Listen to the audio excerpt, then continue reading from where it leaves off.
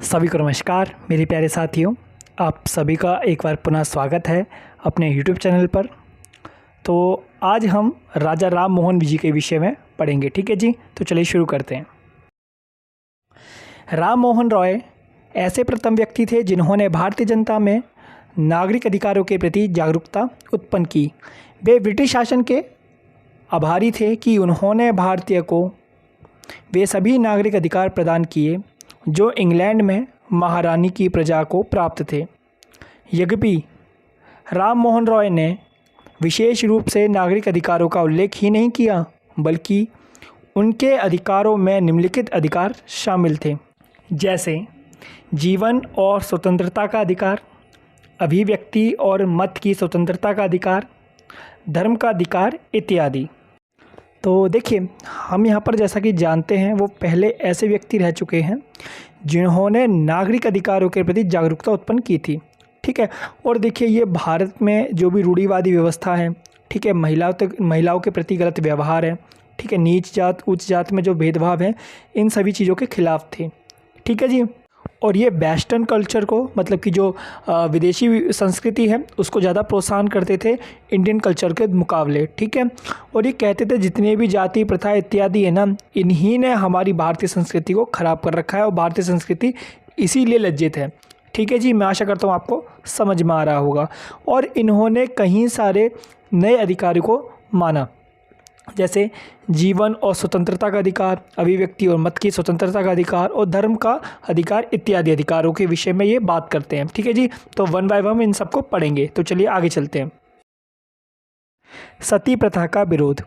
राजा राम मोहन राय भारत में महिलाओं के अधिकार के सबसे बड़े समर्थक थे। उन्होंने देश में महिलाओं की आज़ादी के आंदोलन की नींव रखी। उन्होंने महिलाओं को अधिकार दिलाने के लिए विद्रोह किया। उन दिनों हिंदू महिलाओं की स्थिति बहुत ही दयनीय थी।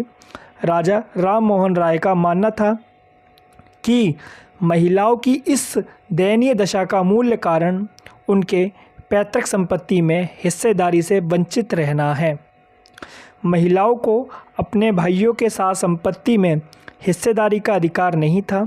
इसके अलावा समाज में फैली कुरीतियों ने भी महिलाओं के जीवन को नरक में बदल दिया। राजा राम मोहन राय ने महिलाओं को शोषण से मुक्त करवाने के लिए सती प्रथा जैसी अन्य प्रथाओं का विरोध किया।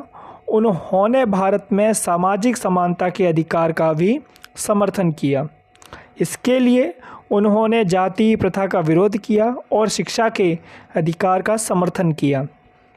राजा राम मोहन राय ने माना कि जाति का आधार कर्म होना चाहिए, जन्म नहीं। तो देखिए जी, यहाँ पर ये सती प्रथा का विरोध करते हैं। तो पहले हम समझते हैं कि सती प्रथा होता क्या है। सती प्रथा क्या था? एक परंपरा थी जिसमें अगर किसी का पति ख़त्म हो गया है तो उसकी पत्नी को भी उसके साथ ही जला दिया जाता था जिंदा। ठीक है, ये सती प्रथा था। आप यकीन नहीं करेंगे, जब मैं 10 या 11 साल का था तब मैं अपने माता पिता के साथ घूमने गया था राजस्थान के पास में। ठीक है, तो वहाँ पर ये चीज़ उस वक्त थी और वहाँ पर मैंने अपनी आंखों से इन चीज़ों को देखा। हालांकि उस वक्त मेरे को इतनी समझ में नहीं थी ये क्या हो रहा है।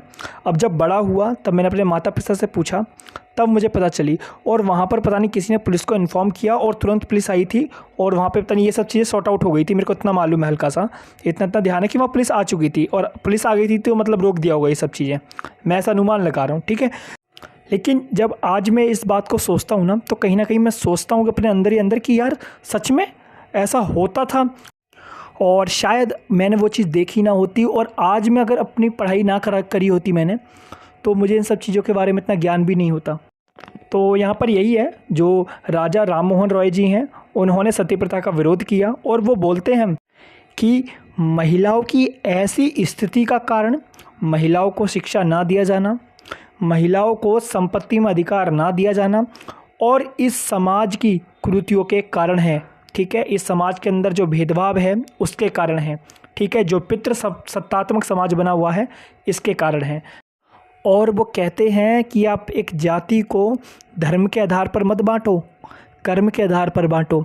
अगर किसी शूद्र का बच्चा एक टीचर बन जाता है, एक अध्यापक बन जाता है, तो उसे गुरु का दर्जा मिलना चाहिए, ब्राह्मण बोला जाना चाहिए। अगर किसी शूद्र का बच्चा एक सैनिक बन जाता है, ठीक है, एक योद्धा बन जाता तो उसे क्षत्रिय का दर्जा मिलना चाहिए। चलिए, मैं आशा करता हूँ आपको चीज़ें समझ आ रही होंगी। ठीक है, चलिए आगे चलते हैं। तो अब हम पढ़ेंगे राजनीतिक विचार के बारे में कि वो राजनीति के बारे में क्या सोचते थे।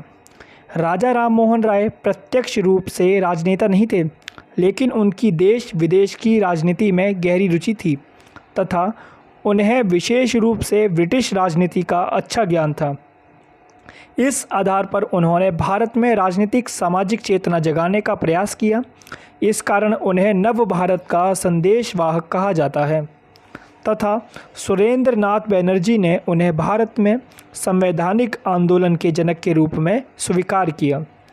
उनका मानना था कि अंग्रेजी साम्राज्य एक वास्तविकता है और यह भारत के विकास में एक पुनः जन्म देने वाली शक्ति के रूप में कार्य करेगा। उनके अनुसार भारत को अंग्रेजी राज्य की कई वर्षों तक आवश्यकता रहेगी एवं अंग्रेजी के अधीन ही भारत नागरिक तथा राजनीतिक स्वतंत्रताएं प्राप्त कर सकता है। तो देखिए, यहाँ पर बताया जा रहा है जो राजा राम मोहन राय थे ना, वो एक डायरेक्टली या कहें तो प्रत्यक्ष रूप से राजनेता नहीं थे। ठीक है, उनका जो मन था वो कहता था कि विदेशी राजनीति बढ़िया है और उनको अधिकतर ज्ञान था ना वो विदेशी राजनीति का ही था। ठीक है, और उनका मानना था कि इंडिया को सुधारेगा ना जो, वो केवल और केवल विदेशी राजनीति ही सुधार सकती है। जो विदेशी वेस्टर्न कल्चर है वही अच्छा कर सकता है। ठीक है, उनका मानना ऐसा था और इसीलिए उन्होंने बहुत अधिक प्रयास किया कि लोगों के बीच में राजनीतिक और सामाजिक चेतना को जगाया जाए।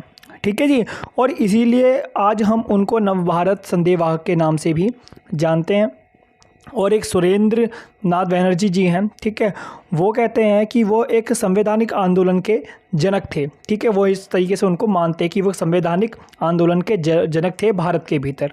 ठीक है जी, मैं आशा करता हूँ आपको समझ में आ रहा होगा। तो देखिए, सिंपल सी बात है यहाँ पर, वो राजनीतिक विचार में ऐसे थे कि वो विदेशी जो है ना उसका ज़्यादा सपोर्ट करते थे। ठीक है, और वो कहते थे जो विदेश की राजनीति है, सामाजिक राजनीतिक व्यवस्थाएं हैं ना, वही भारत को चेंज कर सकती हैं।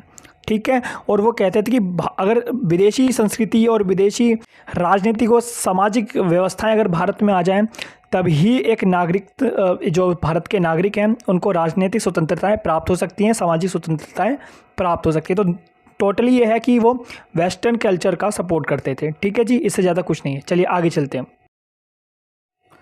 डॉक्टर वीपी वर्मा का कहना था कि राम मोहन राय बौद्धिक और सामाजिक मुक्ति के योद्धा थे और देश की राजनीतिक स्वतंत्रता में विश्वास भी रखते थे, लेकिन उन्होंने जिस तरह भारत के लिए ब्रिटिश शासन की अनिवार्यता और निरंतरता पर बल दिया, इस कारण से हम उन्हें स्वराज का संदेशवाहक नहीं मान सकते।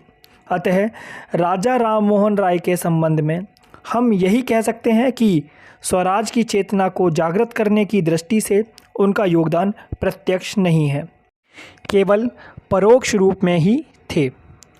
लेकिन इसके बावजूद उन्होंने भारतीय स्वतंत्रता का समर्थन नहीं करते हुए भी भारतीयों में राजनीतिक जागृति के जो प्रयास किए, उनसे भारतीय स्वतंत्रता का मार्ग अवश्य प्रेरित हुआ। वे कानून के शासन के प्रबल समर्थक थे। उन्होंने निष्पक्ष व न्यायपालिका की स्थापना की और उस पर बल दिया।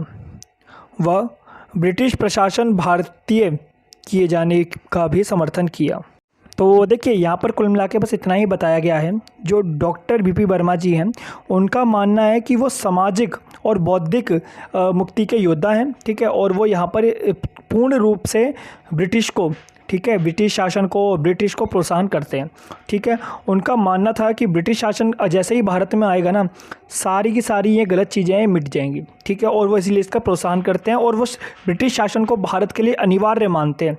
ठीक है, और लगातार उस पर बल देते रहते हैं। ठीक है जी, और फिर इसी कारण उनको स्वराज का संदेशवाहक नहीं माना जाता। उनको ये नहीं कहा जाता कि वो स्वराज के लिए, अपने देश की मुक्ति के लिए लड़ रहे थे। ठीक है, या उसकी मुक्ति के लिए कार्य कर रहे थे। ठीक है जी, मैं आशा करता हूँ आपको चीज़ें समझ में आ रही होंगी। लेकिन फिर भी कहीं ना कहीं, हालांकि वो भारत के समर्थक नहीं थे पूर्ण रूप से, ठीक है, ना भारतीय संस्कृति के समर्थक थे। ठीक है, हालांकि उन्होंने जाने अनजाने में या इनडायरेक्टली कह सकते हैं कि भारत में जो राजनीति जागृति फैलाई है, ठीक है, उनकी हमारी समाज के लिए जो कार्य किया है, हमारी व्यवस्थाओं को जो सुधारा है, ठीक है, इसलिए उनको हम इंडियन पॉलिटिकल थॉट्स हैं, मतलब कि भारतीय राजनीतिक चिंतन के भीतर पढ़ते हैं। ठीक है जी।